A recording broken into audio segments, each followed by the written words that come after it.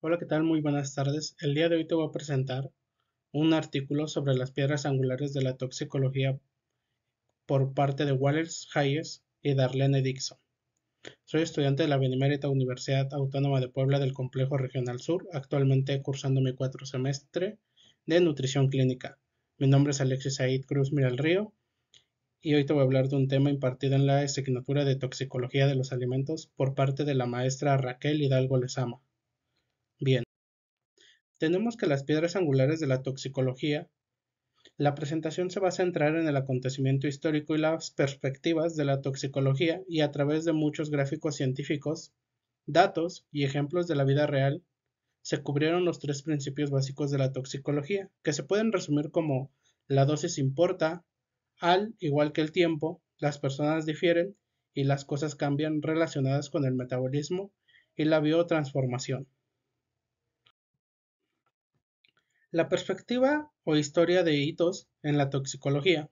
La toxicología es posiblemente la disciplina científica más antigua, ya que los primeros humanos tuvieron que reconocer qué plantas, nueces o frutas eran seguras para comer, y así poder alimentarse cotidianamente. Pero lo más probable es que a través de enfermedades e incluso posiblemente la muerte, pronto reconocieron las consecuencias dañinas y beneficiosas asociadas con la ingesta de materiales extraños en sus cuerpos. Técnicamente no existe una línea estricta de demarcación para describir o distinguir los productos químicos beneficiosos o nocivos, y los grados de nocividad y seguridad parecen estar en las dosis del producto del químico, lo que hace que este concepto sea el pasador de la bisagra de la toxicología moderna, es decir, la dosis hace al veneno. Muchos de los primeros practicantes de la toxicología eran mujeres. De la primera que te voy a hablar es Lucrecia Borgia. Esta desarrolló el envenenamiento como un arte en sus métodos. Eran la selección y el almacenamiento de venenos raros con gran cuidado, con un estilo similar a la selección de vinos. Se dice que usó vinos envenenados para eliminar miembros de la corte papal y otros para aumentar así la riqueza y el poder de su familia. De la siguiente vamos a hablar de la reina Catalina de Medici, que realizó pruebas y estudios sobre los efectos de mezclas tóxicas. Sus métodos eran la administración de estas mezclas a gente pobre y enfermos, registrando los síntomas y el inicio de la acción. Fue considerada una de las primeras toxicólogas experimentales por su enfoque metódico en el estudio de la toxicidad. Su más impactante caso fue el veneno de la belladona de Catalina de Médicis. La reina de Francia y madre de reyes fue la instigadora de la masacre de la noche de San Bartolomé el 24 de agosto de 1572, en la que murieron asesinados en París más de 4000 protestantes. Intrigante y defensora de sus hijos, no dudó en emplear los más potentes venenos contra quienes se ponían en su camino. La siguiente es Buena María, o Goye Maye, acusada de envenenar a 102 personas, resultando en 27 muertas. En sus métodos utilizaba trióxido de arsénico mezclado con leche caliente para envenenar a sus víctimas. Tuvo un impacto siendo considerada una de las primeras toxicólogas forenses debido a su uso de veneno para cometer crímenes. Si bien entendemos que los efectos del arsénico en el cuerpo de toxicidad aguda son náuseas y vómitos, dolor abdominal, diarrea, confusión y desorientación, también en la toxicidad crónica podemos ver problemas de piel como manchas o lesiones, daño a órgano como hígado, riñones y corazón, y puede aumentar el riesgo de cáncer especialmente en piel, vejiga y pulmón. Sus efectos en el sistema nervioso pueden afectar el sistema nervioso central causando neuropatías y efectos cognitivos. Sus consideraciones es no mezclarlos con el arsénico con alimentos o bebidas, ya que esto puede facilitar la ingestión y aumentar el riesgo de envenenamiento. Si bien tenemos que las fuentes de obtención del arsénico pueden encontrarse en aguas contaminadas, algunos pesticidas y en ciertos alimentos como el arroz. Catherine de Selles, o Lavoisier, comenzó a comerciar con venenos que vendía a mujeres que deseaban deshacerse de sus esposos.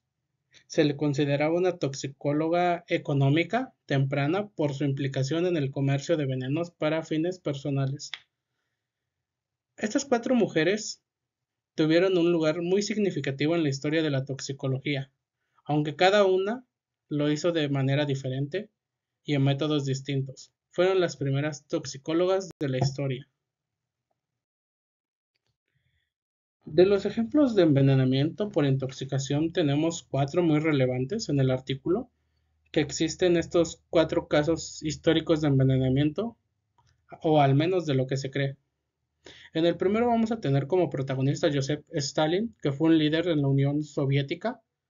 Se sabe que murió de una hemorragia cerebral, pero se dice que pudo haber muerto por un envenenamiento de warfarina por el Politburo.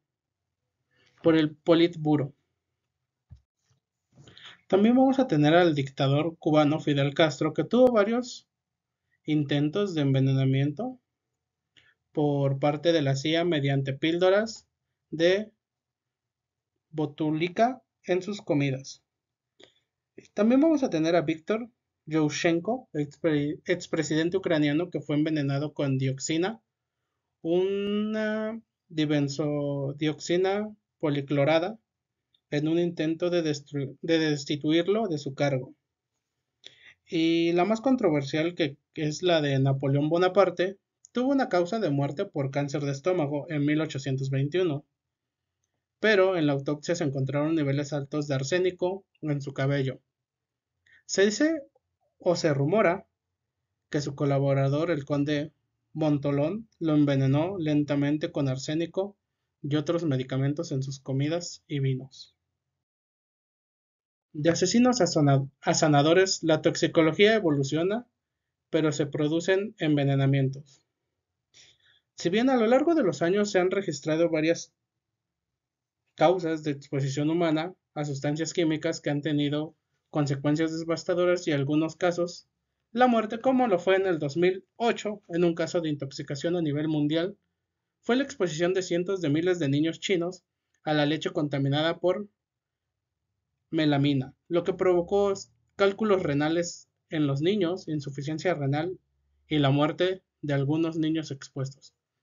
Un año antes se había encontrado melamina en alimentos contaminados para mascotas, en donde cientos de miles de perros y gatos estuvieron expuestos. También vamos a tener el incidente del jarabe en Nigeria en 1992, que dejó como tragedia 84 niños de un rango de 2 meses a 7 años que fallecieron tras consumir el jarabe para detención de mipiquitín contaminado con dietilenglicol, que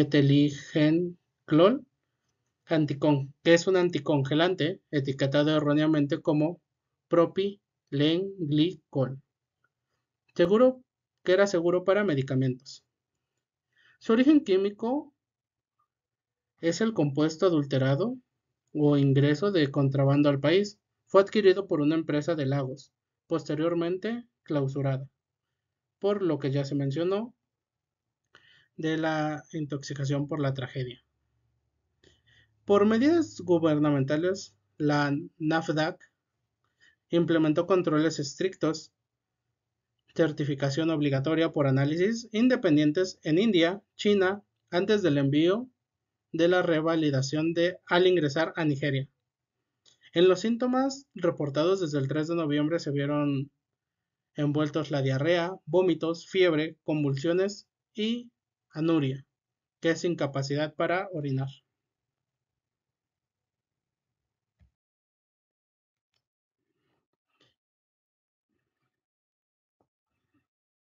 El dietilenglicol se utilizó como un reemplazo barato del edulcorante glicerina en jarabe para la tos, y más de 100 personas, en su mayoría niños, murieron en Panamá. Además de los Estados Unidos y Panamá se encontró pasta dental contaminada con dietilenglicol en Australia, República Dominicana, Costa Rica, Honduras y Nicaragua. En el 2009, 121 de 287 niños menores de 14 años en Logian, China, tenían niveles altos de plomo en la sangre, ya que una planta de fundición cerró después de que se descubrió que más de 600 niños tenían envenenamiento por plomo, y en otro caso se descubrió que 800 niños que vivían cerca de una planta de fundición de zinc y plomo tenían altos niveles de plomo en la sangre. ¿Y esto qué iba a generar en aquellos niños? Técnicamente el zinc y el plomo en altas cantidades son cancerígenos. Esto disminuiría la calidad de vida para esos niños, aumentando enfermedades y otras consecuencias. En los Estados Unidos, la Administración de Alimentos y Medicamentos tiene un límite de 0.5 unidades por decilitro en productos destinados a bebés y niños. Se ha prohibido el uso de latas o de alimentos soldadas con plomo. Cada año en los Estados Unidos se descubre que 310,000 niños de 1 a 5 años tienen niveles peligrosos de plomo en la sangre, debido a la exposición al plomo a través del polvo y otras fuentes, también en el agua. En septiembre de 2015 se realizaron pruebas de agua en más de 250 hogares en Flint. Sin embargo, también hubo un problema similar en el agua de grifo de Washington, D.C. hace no más de una década, donde se encontró que cientos de hogares tenían niveles estratosféricos de plomo de 300 ppb o más. En Newswinding me llegaron a los titulares nacionales en 2003 cuando un hombre envenenó la urna de café con arsénico en la iglesia luterana local, enfermando a 15 feligreses y matando a uno. Si bien después un integrante de los que sabía que se habían envenenado el café se encontraría muerto pegándose un tiro en la cabeza, dejando una nota donde había dicho que él era partícipe del crimen, pero hasta la fecha nunca salió esa nota y tampoco la hermana quiso confesar. Bueno, China tiene un límite de arsénico de 150 partes por billón de ppb en alimentos como el arroz. El arroz cultivado en Estados Unidos tiene un promedio de 260 ppb de arsénico. Sin embargo, se ha propuesto un nivel de acción de 100 ppb para el arsénico inorgánico en el cereal de arroz infantil. Paracelso y el concepto de la dosis. Si bien Paracelso es considerado el fundador de la toxicología, afirmó que todo es veneno y nada existe sin veneno. Solo la dosis permite que algo no sea venenoso, y esto implica que la toxicidad de una sustancia depende de su concentración. Aunque hoy en día la toxicología se centró más en la seguridad y la toxicología moderna utilizada Aunque hoy en día la toxicología se centró más en la seguridad y la toxicología moderna utiliza las sustancias químicas como herramientas para comprender la biología molecular y celular.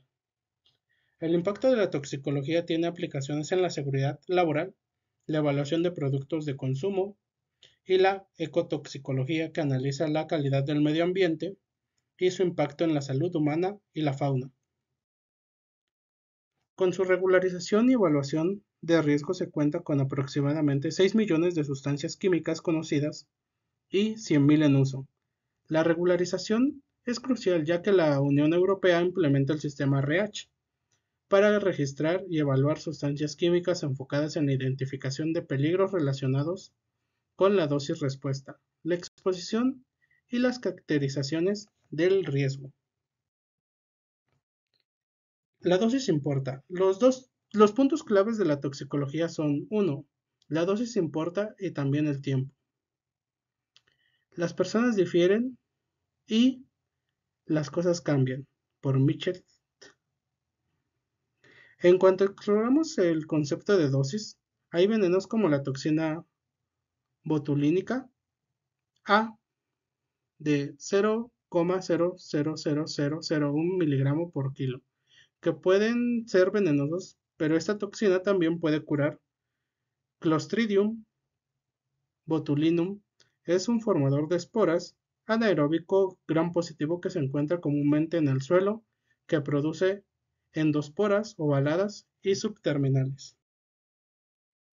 Las cosas cambian. Los perfumes juegan un papel crucial en la vida de la corte egipcia, con Cleopatra utilizando trementina para que su orina oliera a violetas. A este proceso se le relaciona con la biotransformación donde las sustancias químicas son alteradas por enzimas en el cuerpo, lo que afecta a su toxicidad. En cuanto en la absorción y distribución, las sustancias pueden ingresar al cuerpo a través de la ingestión, inhalación o absorción dérmica, y se distribuyen por diferentes compartimentos corporales antes de ser excretadas. Las alteraciones químicas, lo que se elimina del organismo no siempre es lo mismo que lo que entró, ya que las sustancias sufren cambios químicos. En este caso se distribuyen a través de muchos compartimentos corporales y finalmente se excretan. Sí se corre con suerte porque a veces no se pueden ser excretadas y de ahí nace la intoxicación. Sin embargo, lo que sucede entre la entrada y la salida juega un papel clave en la toxicidad, lo que les comentaba. No siempre se logra excretar ciertas fármacos, por así decirlo igual, y esto puede llegar a considerarse o a llevar a una intoxicación. En los efectos de biotransformación, generalmente la biotransformación disminuye la toxicidad al hacer que las moléculas sean más polares y solubles en agua, así facilitando la eliminación a través de los riñones o el hígado. Un ejemplo positivo tenemos la enzima epóxido hidrolasa que convierte el óxido de etileno tóxico en etilenglicol menos dañino.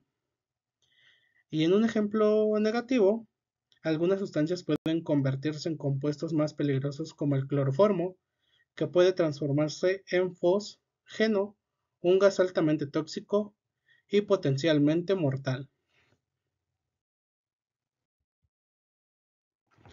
También entendemos que a medida de que una sustancia química pasa por el cuerpo se encuentra con una serie de enzimas que aceleran las reacciones químicas que se le conoce como metabolismo intermediario, que son necesarias para el crecimiento, el mantenimiento de la integridad y la continuidad de la vida.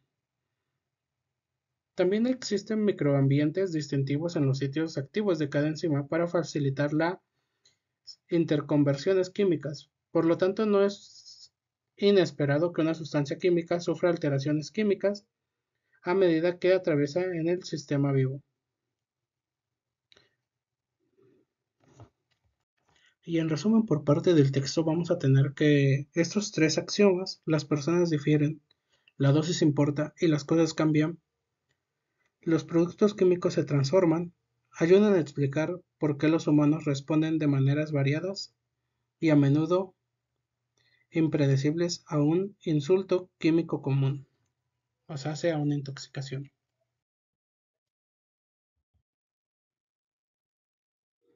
Para Celso decía que todas las sustancias pueden ser tóxicas, pero todo depende de la cantidad. Y bueno, yo también hice una conclusión que se basa en que la toxicología es una disciplina científica que es crucial, que estudia los efectos de las sustancias químicas en los organismos vivos y el medio ambiente, que a lo largo de la historia fue evolucionando desde la identificación de venenos hasta convertirse en un campo que busca comprender la seguridad y los riesgos asociados con la exposición a diversas sustancias. Si bien en los principios fundamentales de la toxicología que incluyen la importancia de la dosis, la variabilidad en las respuestas individuales y la transformación de las sustancias químicas en el organismo son esenciales para entender cómo los humanos interactúan con el entorno químico. Y yo quiero darte, desde mi punto de vista, tres puntos muy importantes del, del tema hablado. Uno, la dosis importa. Claro, la toxicología se va a basar en el principio de que la dosis se hace al veneno. Esto significa que todas las sustancias pueden ser tóxicas en ciertas concentraciones y la cantidad de exposición que determina la gravedad de los efectos adversos. Y como dos, la variabilidad individual. ¿Esto qué quiere decir? Que existen diferentes o diferencias significativas en la forma en que las personas responden a las sustancias químicas, influenciadas por factores genéticos, edad, estado de salud y otros factores. Esto resalta más la necesidad de un enfoque personalizado en la evaluación de riesgos. Y por parte número 3, en la parte de los egipcios, está muy remarcada la parte de la biotransformación química, como lo que hacía Cleopatra con los perfumes para que su orina oliera a violetas. Las sustancias químicas pueden transformarse dentro del organismo, lo que puede resultar en la activación de compuestos inofensivos o en la conversión de sustancias en formas más tóxicas. Este proceso va a ser fundamental para comprender cómo los químicos afectan la salud humana y el medio ambiente. Sin más que decirte, muchas gracias por tu atención y que tengas un excelente día, tarde o noche. Muchas gracias.